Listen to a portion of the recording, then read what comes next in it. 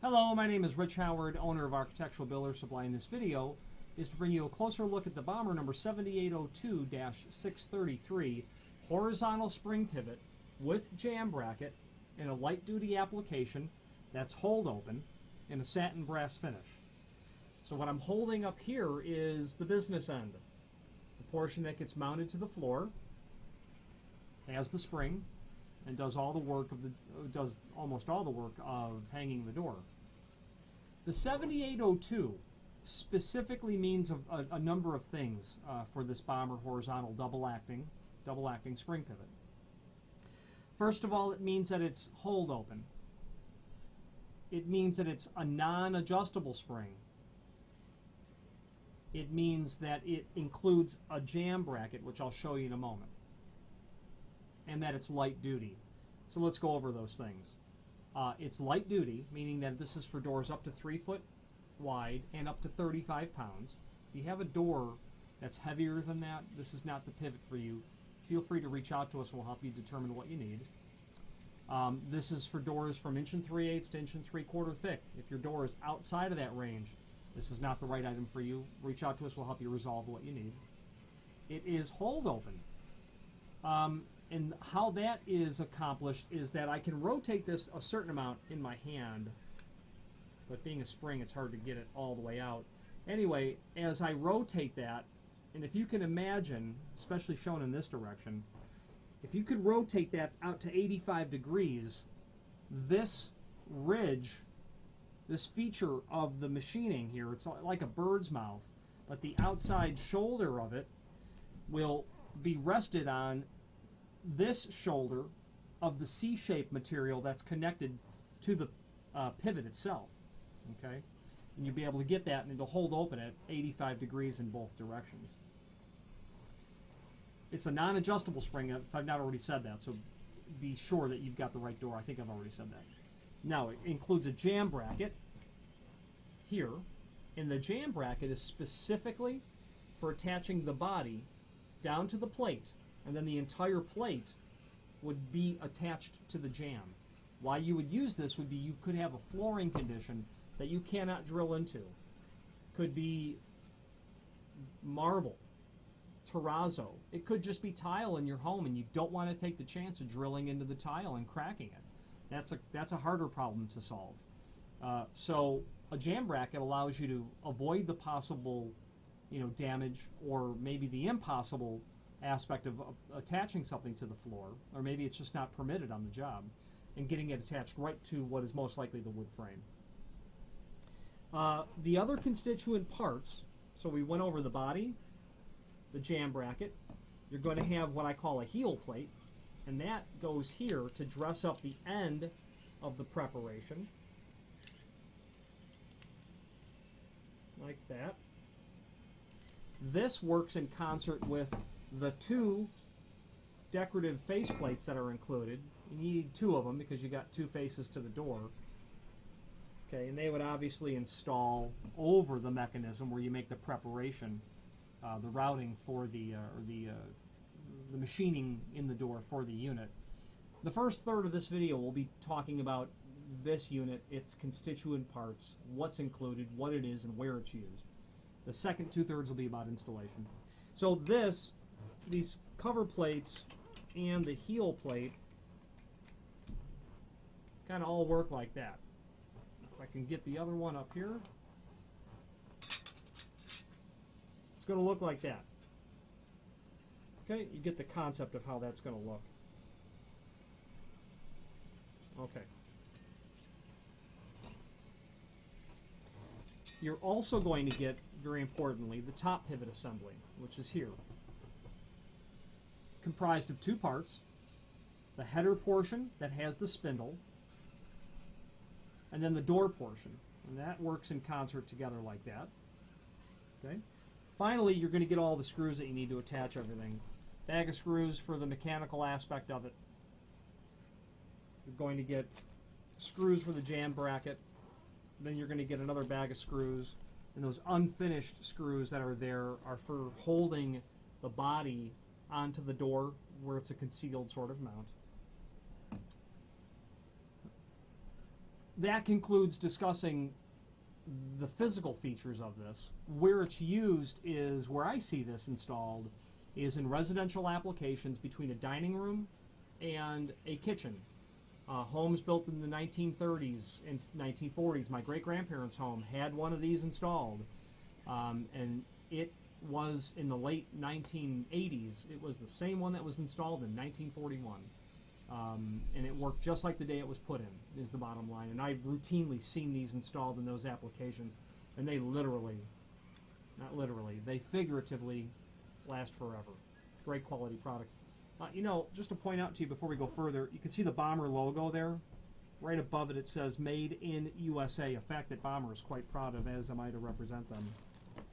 Moving on to installation now. If you don't want to know about how to machine the door, this would be where you'd probably hop off of the video. Okay, so below this video is a link to both a document called the cut sheet and instructions. Now, if you want to, please open both of those. We're going to review them.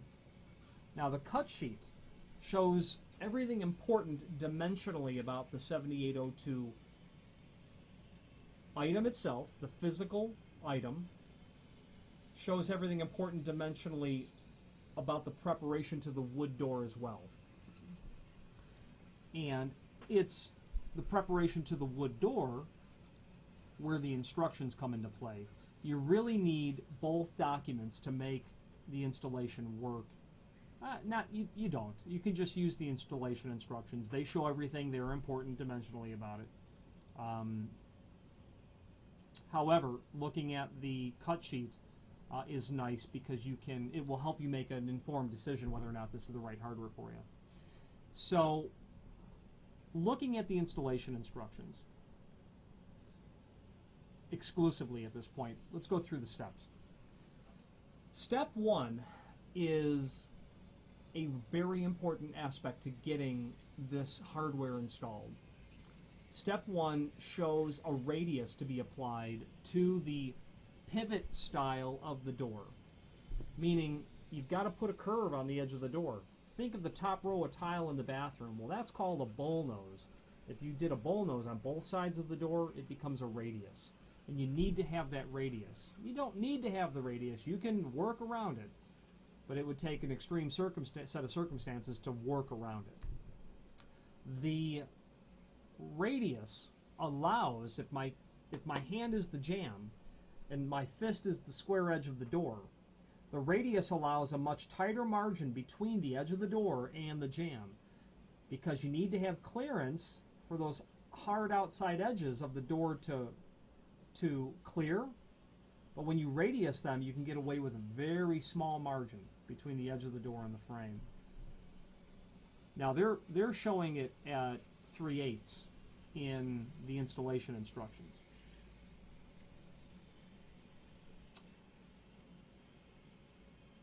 And that's because, which is a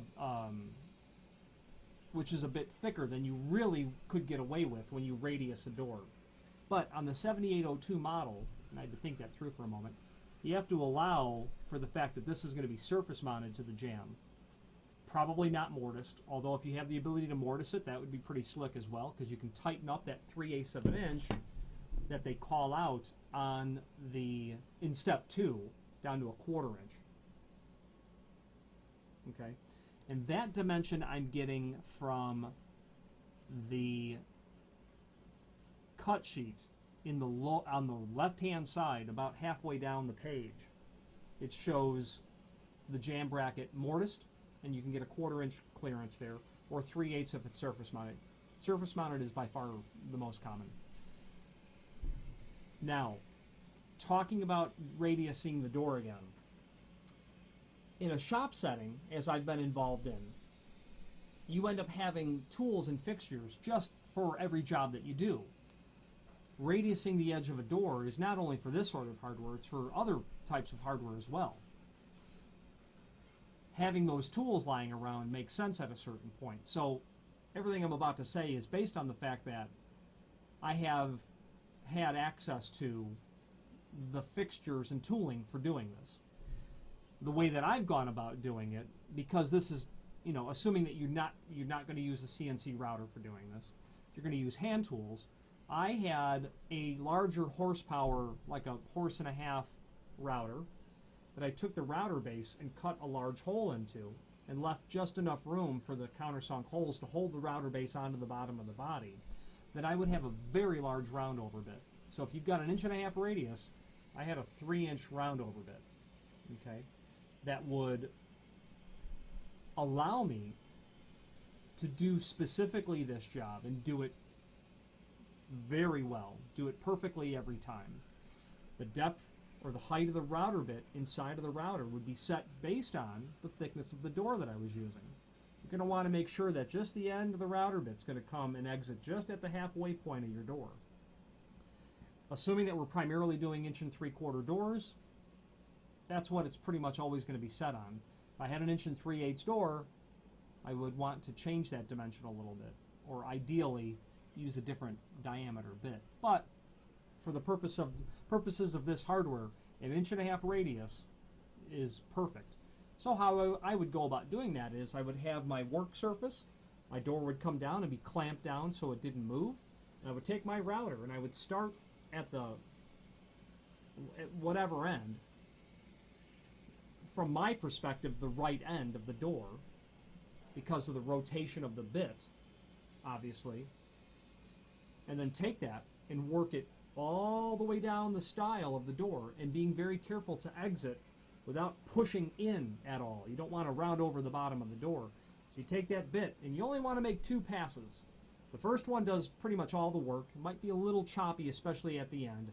The second is just cleaning it out, making a very nice pass down it, and that will give you a tremendous result. You then take that door and just turn it over and do the other side. And if you have all these tools, and if you want to, do the hinge side of the door as well, because that will allow you to get a tighter margin over there as well. You'd be able to get down to 3/16 for sure, maybe even a little bit tighter between the jamb, the inside frame opening, and the actual door width. And that's another thing that you have to consider. How wide is the door? What door width are you working with? You might have to plane that down to be the right size before you do a roundover on it, or a radius on it. Or if you have the door and you're going to make the frame, how big do you make the inside frame width? So keep that all in mind. 3/8 over here, no more than a 1/4 inch over here if you're going to round it all over. If you're mortising, if you're surface mounting the jamb bracket, or if you're going to mortise it, you can get a 1/4 inch for sure. You can probably get a little bit smaller than that as well. But that's what the template calls the installation instructions. So moving on to step 2, what is being called out to your attention now is the preparation in the top of the door for that part of the pivot. Okay? Now, me being an exceptionally lazy person, I like to do the routing as easy as possible and with the best results possible. And that for sure always, in my opinion, calls for a router. But for doing something like this, you could use a Forstner bit, would be really nice because it's a flat-ended bit.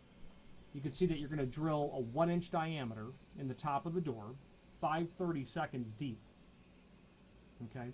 So you could draw your 3 lines, because you can see how that's shaped. The center line of your 3 points, and take your Forstner bit and just make 3 small, 5/32. That's,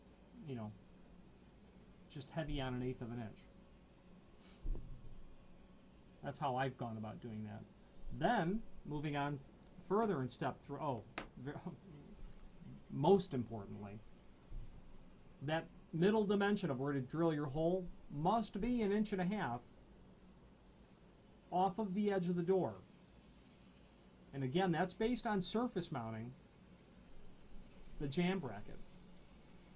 That's critical because, and this is the door portion, the vertical axis of pivoting needs to be completely compatible with the vertical axis of the bottom pivot assembly. You've got to have that line completely vertical and plumb. So strict adherence to the template is mandatory on the location of this. Then obviously,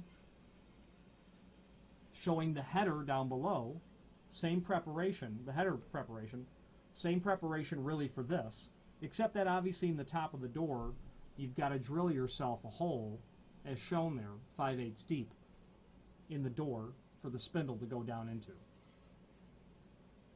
Okay.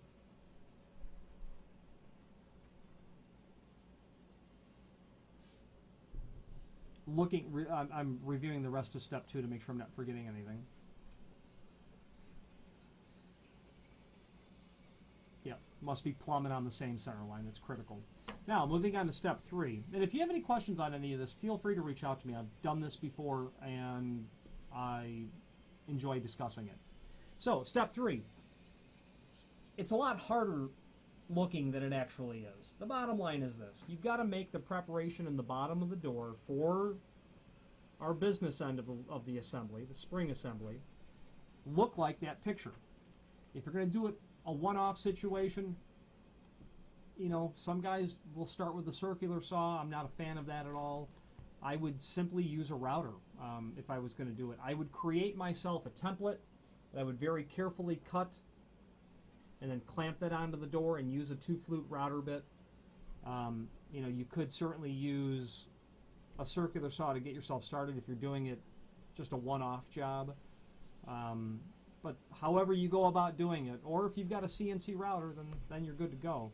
You just program your templating there. However you go about doing it, you need to make your preparation in the edge of the door such that this fits into that outside corner of the door. It's just that simple. With the only exception that you've got to prep the bottom of the door, the bottom rail of the door, to fit the tongue, this aspect, flush. So you know that you've got to have flush here. Okay? You know that you've got to have flush here. Well, not flush. Forgive me. It's got to be 5/16 deep, because that's going to stick in a little bit. Then your heel plate, and by the way, that curve on there is to be compatible with that 1.5" radius that you're putting on the door. Okay? So you're going to get all that onto there. So that's why it's 5/16 deep. This, when you install this to the door, this will not be flush. This will be, though. Okay? Moving on to step 4, what they're saying at that point is install the spring pivot onto the jamb bracket using the self-drilling or self-tapping machine screws, and those are these little ones there. Okay.